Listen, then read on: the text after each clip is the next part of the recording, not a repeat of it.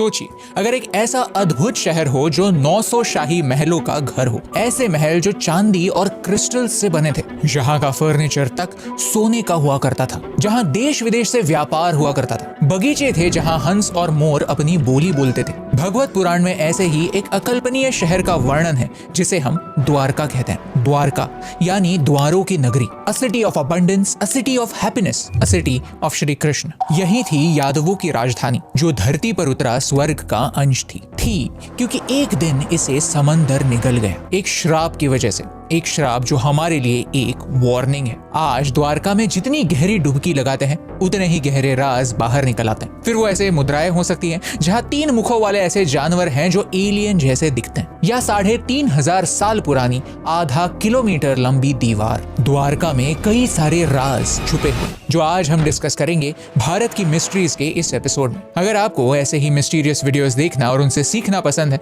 तो कमेंट्स में एक बार हरे कृष्ण लिख दीजिए। सीरीज का अगला वीडियो तभी आएगा जब आप 10,000 बार हरे कृष्ण कहेंगे। देश के एंशिएंट नॉलेज को गालियां देने वाले, इंसल्ट करने वाले, झूठ कहने वाले बहुत, लेकिन हम इस प्लेटफॉर्म का इस्तेमाल हमारे एंशिएंट नॉलेज से सीखने के लिए करना चाहते हैं और ये कहानियां देश विदेश में बैठे सारे इंडियंस तक पहुंचाना चाहते हैं। ऐसे बहुत सारे लोग हैं जो हमें फेल होता देखना चाहते हैं, लेकिन अगर आप इस मिशन में हमसे जुड़ना चाहते हैं, हमारा साथ देना चाहते हैं, हमें एनकरेज करना चाहते हैं, तो चैनल को सब्सक्राइब कर दीजिए। के लिए बस चंद सेकंड्स का काम होगा, लेकिन इससे हमें ऐसे ही मोटिवेशनल वीडियोस बनाने का हौसला मिलता है। तो चलिए इतिहास के पन्ने पलटते हैं। द्वारका का जन्म कैसे हुआ? कंस का वध करने के बाद श्री कृष्ण की कहानी खत्म नहीं हुई। मथुरा अभी भी दुश्मनों से घिरा हुआ था। उन्हीं में से एक था कंस का ससुर राजा जरासंध, जो बार बार मथुरा पर आक्रमण करता था। अपने परिवार को और अपने प्रजा को सुरक्षित रखने के लिए श्री कृष्ण समुद्र के पास आए और उन्होंने ठीक यहाँ पर एक नया शहर बसाया। आज हम देखते हैं कि सिंगापुर जैसे देश जिनके पास लैंड की कमी है वो लैंड रेक्लेमेशन करते हैं, यानी समुद्र के पानी पर नया लैंड बनाते हैं। श्री कृष्ण ने कुछ ऐसे ही किया था। उन्होंने समुद्र देव से कुछ जमीन मांगी और समुद्र देव ने वो जमीन उन्हें दे भी दी। लेकिन श्री कृष्ण इस नई जमीन के मालिक नहीं थे। उन्होंने बस ये जमीन समुद्र से उधार ली थी। यहाँ पर इस नई नगरी का डिजाइन विश्वकर्मा ने किया। Vishwakarma was the divine blacksmith and architect. इन्होंने विमानों के साथ इंद्रदेव के वज्र का भी निर्माण किया था। ग्रीक मिथोलॉजी में भी ऐसे ही एक कैरेक्टर का वर्णन है जिसे हेफेस्टस कहते हैं, और उन्होंने भी कई पैलेसेस के साथ साथ ज़्यूस के थंडरबोल्ट का निर्माण किया था। ग्रीक मिथोलॉजी और हमारे इतिहास में इतनी सिमिलैरिटीज क्यों? आपको क्या लगता है? क्या ये बस एक कोइंसिडेंस है या और कुछ? द्वारका के ठीक बीचों बीच श्री कृष्ण रहते थे। द्वारका कुछ इस तरह से बनी थी कि यहाँ पर अटैक करना इम्पॉसिबल था। एक इंटरेस्टिंग बात बताता हूँ। यहाँ पर वारी दुर्ग नाम का एक फोर्ट था जहाँ पर एंटी एयरक्राफ्ट वेपन्स हुआ करते थे, ताकि अगर विमान से भी हमला किया जाए तो फिर भी द्वारका सुरक्षित रहे। अब आप इस कथा पर विश्वास करें या ना करें, लेकिन इस बात को डिनाई नहीं किया जा सकता, क्योंकि जब पूरी दुनिया मानती थी कि इंसान कभी भी उड़ नहीं सकता, हम ये जानते थे कि इंसान एक दिन उड़ेगा और एयर स्ट्राइक भी करेगा। कभी कभी लगता है कि हमारा इतिहास हिस्ट्री कम और फ्यूचर प्रेडिक्शन ज्यादा है। तो ऐसी अद्भुत द्वारका खत्म कैसे हुई? सुनकर विश्वास नहीं होगा, लेकिन एक माँ के श्राप की वजह से। पांडवों और कौरवों की लड़ाई को हम धर्म और अधर्म की लड़ाई मानते हैं, लेकिन असली कहानी उतनी ब्लैक एंड व्हाइट नहीं थी, क्योंकि लड़ाई जीतने के लिए सभी को एक बहुत बड़ी कीमत चुकानी पड़ी थी। सबको, यानी श्री कृष्ण को भी। श्री कृष्ण ने यह वादा किया था कि वो खुद कुरुक्षेत्र में कभी भी शस्त्र नहीं उठाएंगे। वो एक पक्ष को अपनी सेना देंगे और दूसरे पक्ष के सारथी बनेंगे। बस That's it. He promised to be neutral. लेकिन फिर युद्ध खत्म हो गया, और युद्ध खत्म होने के बाद गांधारी ने श्री कृष्ण से एक सवाल पूछा कि कृष्ण, तुमने वचन क्यों तोड़ा? तुमने कहा तो था कि तुम न्यूट्रल रहोगे, तो तुम न्यूट्रल क्यों नहीं थे? जवाब भी खुद गांधारी ने ही दिया। गांधारी कहती है कि श्री कृष्ण कुरुवंश का विनाश चाहते थे और ये भी चाहते थे कि कोई यदुवंशी गद्दी पर बैठे। गांधारी के हिसाब से इसीलिए श्री कृष्ण ने वचन तोड़ा, सबसे झूठ बोला। गांधारी कहती है कि द्रोणाचार्य को किसने मारा? श्री कृष्ण ने। तुमने कभी झूठ न बोलने वाले युधिष्ठिर से बुलवाया कि अश्वत्थामा मर गया, ताकि द्रोणाचार्य की लड़ने की इच्छा ही खत्म हो जाए। बल्कि मरा तो अश्वत्थामा एक हाथी था, द्रोणाचार्य का बेटा नहीं। लेकिन तुमने जानबूझकर द्रोणाचार्य को मारा। कर्ण को किसने मारा? श्री कृष्ण ने। तुमने अर्जुन को कहा कि युद्ध के नियमों को तोड़ दो। कर्ण के रथ का पहिया जमीन में धंस चुका था। तब तुमने ही अर्जुन को कहा कि तीर चलाओ। युद्ध नियमों को तोड़कर तुमने जानबूझकर कर्ण को मारा। भीष्म के सामने शिखंडी को तुमने ही खड़ा किया, क्योंकि तुम्हें पता था कि भीष्म किसी भी स्त्री पर शस्त्र नहीं चलाएंगे, और इसी वजह से भीष्म पितामह को तुमने ही मारा। और दुर्योधन, मेरे बेटे को मैंने खुद कहा था कि सारे वस्त्र त्याग कर एक बार मेरे सामने आ जाओ, ताकि मैं मेरी आंखों की पट्टी उतार कर उसे एक बार देख सकूं और उसके पूरे शरीर को एक कवच से, माँ के प्यार से ढक सकूं। लेकिन तुमने कहा कि अपनी माँ के सामने पूर्ण नग्न अवस्था में जाना उचित नहीं होगा। तुमने ही उसे अपनी जांघें ढकने की सलाह दी और इसी वजह से उसकी जांघें ही मेरे वरदान से सुरक्षित नहीं हो पाई। यही उसकी कमजोरी थी जो और कोई नहीं, बस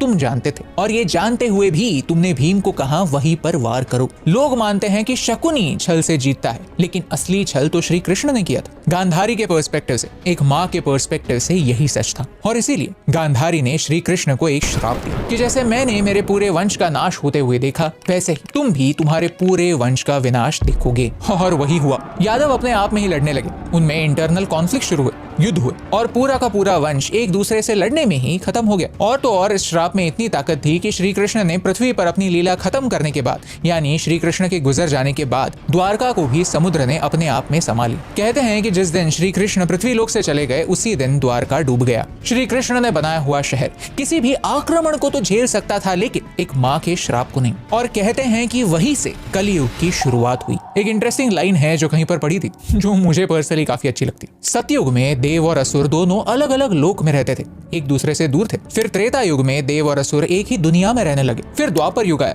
और द्वापर युग में देव और असुर एक ही परिवार में रहने लगे, एक दूसरे के साथ कमरा शेयर करने लगे, एक दूसरे के साथ एक ही महल में रहने लगे। और आज तो कलयुग है, जहाँ देव और असुर एक ही इंसान में रहते हैं। लेकिन ये हुआ द्वारका का इतिहास। अब प्रेजेंट में आता है। आज द्वारका 4 धामों में से एक है। सनातन धर्म में इसे सबसे पवित्र जगहों में से एक माना जाता है। द्वारका की कहानी तो हम सदियों से जानते हैं, लेकिन द्वारका कोई मिथ नहीं, ऐसा एक्चुअली एक शहर हुआ करता था जो सबमर्ज हो गया। ये हमारे वायुसेना ने 1970s में डिस्कवर किया। प्रसिद्ध मरीन आर्कियोलॉजिस्ट SR राव और नेशनल इंस्टीट्यूट ऑफ ओशियानोग्राफी ने संशोधन किया, तो पता चला कि गुजरात के तट पर एक्चुअली एक सबमर्ज शहर है जो अराउंड 1500 BCE में डूबा था। और ये पता चला वहां के बर्तनों से, जो कुछ 3 या 4 हजार साल पुराने हैं। यहाँ संशोधन करते समय उन्हें 560 मीटर लंबी दीवार मिली, यानी आधा किलोमीटर लंबी दीवार। इतिहास कहता है कि द्वारका में 50 स्तंभ हुआ करते थे, जिनमें से 30 ऑलरेडी आइडेंटिफाई हो चुके हैं। यानी इतिहास में किया गया द्वारका का वर्णन और आर्कियोलॉजिस्ट जो आज फाइंड आउट कर रहे हैं वो काफी ज्यादा सिमिलर। लेकिन हमारे आर्कियोलॉजिस्ट जानते थे कि जब ये न्यूज वेस्टर्न मीडिया तक पहुंचेगी तो वो कई सवाल उठाएंगे, इसलिए उन्होंने पहले ही कुछ सैंपल्स विदेश में भेज दी, जहां कार्बन डेटिंग किया गया। और कार्बन डेटिंग के बाद पता चला कि कुछ सैंपल्स, वेट फॉर इट, 9000 साल पुराने हैं। ये डिस्कवरी काफी इंपॉर्टेंट है, क्योंकि आज तक हम मानते आए हैं कि दुनिया की अर्लीस्ट सिविलाइजेशन मेसोपोटामियन सिविलाइजेशन है, जो कुछ 3500 BC यानी 5500 साल पुरानी है। लेकिन द्वारका की डिस्कवरी हमें हर दिन ह्यूमन सिविलाइजेशन के बारे में नई बातें सिखाती है। हमें धीरे धीरे ये डिस्कवर हो रहा है कि ह्यूमन सिविलाइजेशन कितनी पुरानी हो सकती है। यहाँ मुझे एक बात कहनी है कि नॉलेज 3 प्रकार का होता है। पहला होता है नोन नोन्स, यानी वो चीजें जो हमें श्योरली पता है। ये वो साइंटिफिक सिद्धांत हो सकते हैं जो न्यूटन या आइंस्टाइन ने प्रूव किए हैं। फिर आते हैं नोन अननोन्स, जो बातें एग्जिस्ट करती हैं ये तो हमें पता है, लेकिन कैसे ये हम नहीं जानते। जैसे कि ब्लैक होल के अंदर क्या होता है, डार्क मैटर क्या है, डार्क एनर्जी क्या है, एटसेट्रा। लेकिन हाँ, ये बातें एग्जिस्ट करती हैं ये हमें पता है, and that's why they are known unknowns. लेकिन यहाँ पर हम तीसरे प्रकार के नॉलेज की बात कर रहे हैं, जो होता है अननोन अननोन्स, यानी ऐसी बातें जो हमें पता ही नहीं है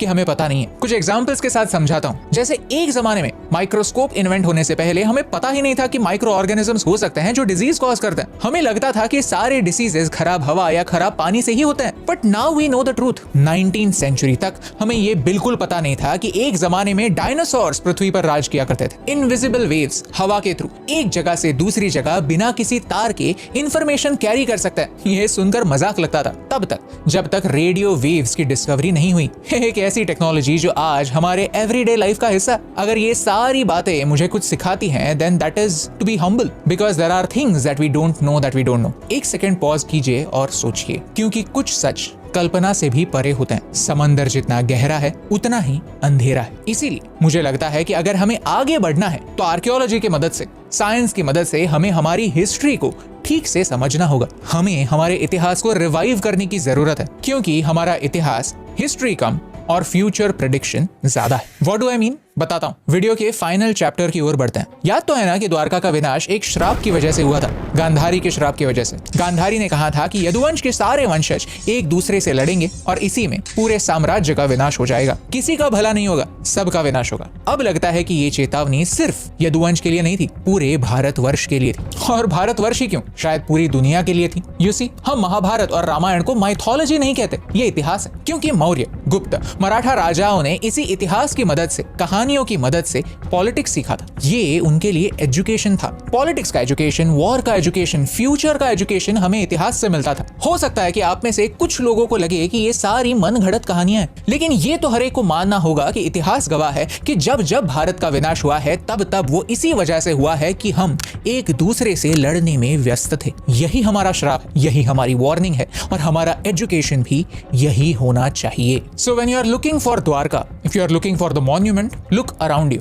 if you are looking for the message, look within. जब द्वारका की कहानी मैंने पढ़ी तो मुझे लगा कि अगर एक माँ के श्राप से स्वयं नारायण नहीं बच पाए तो मैं कौन हूँ, तुम कौन हो? द्वारका की कहानी, द्वारका की मिस्ट्री ने अगर मुझे कुछ सिखाया है तो वो यही है कि हमारे हर कर्म का फल हमें मिलता है। श्री कृष्ण के इंटेंशंस कितने भी नेक क्यों ना हो, किसी ना किसी के पर्सपेक्टिव से वो गलत थे, जिसकी सजा श्री कृष्ण के पूरे वंश को मिली। आपके बुरे कर्मों की सजा या तो आपको मिलती है या फिर आपकी आने वाली पीढ़ी को। यही द्वारका का राज। क्योंकि अगर श्री कृष्ण गांधारी के गुनहगार थे तो हम भी एक माँ को दिया हुआ वचन तोड़ रहे हैं। बात उसी माँ की हो रही है जिसने अपनी आंखों पर पट्टी बांधकर आज तक हमारे सारे पापों को अनदेखा किया था। बात धरती माँ की हो रही है, बात प्रकृति की हो रही है। कभी कभी समझ नहीं आता कि मैं हंसूं या रोऊं, क्योंकि हम दुनिया की इकलौती सभ्यता है जो नदियों की पूजा करते हैं, और फिर भी दुनिया की सबसे पोल्यूटेड नदियां भारत में। डार्विन ने तो 19वीं सेंचुरी में डिस्कवर किया और वेस्टर्न दुनिया को बताया कि मानव भी प्रकृति का हिस्सा है,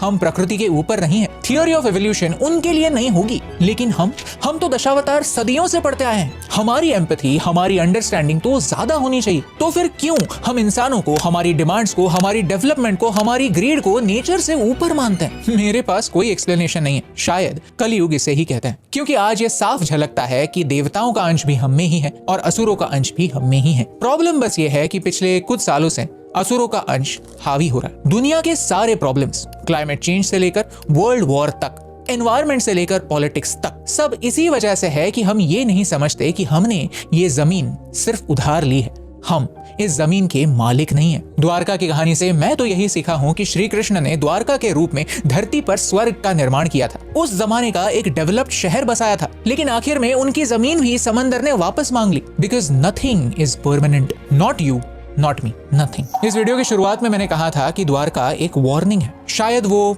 यही वार्निंग तो नहीं। ये कहानी आपको बताना इंपॉर्टेंट इसीलिए क्योंकि आज वर्ल्ड एनवायरनमेंट डे है। ये धरती हमारी माँ है और हम इसी मिट्टी से बने हुए हैं। जो दुष्कर्म हम आज करेंगे, जितने वादे हम तोड़ेंगे, जीतने के लिए जितना छल हम करेंगे, उसकी सजा या तो हम भुगतेंगे या तो हमारी अगली पीढ़ी। और यही सीख हमें हर जनरेशन तक पहुंचाने की जरूरत है, क्योंकि भगवान हमसे कहानियों में बातें करते हैं और हर कहानी में छुपा होता है एक मैसेज। यही मैसेज हम पूरी दुनिया तक पहुंचाना चाहते हैं। अगर इस मिशन में आप हमारा साथ देना चाहते हैं तो प्लीज इस वीडियो को शेयर कीजिए, क्योंकि हमारे इतिहास के ऐसे ही प्रैक्टिकल लेसन्स पूरी दुनिया तक पहुंचाने से मुझे फर्क पड़ता है।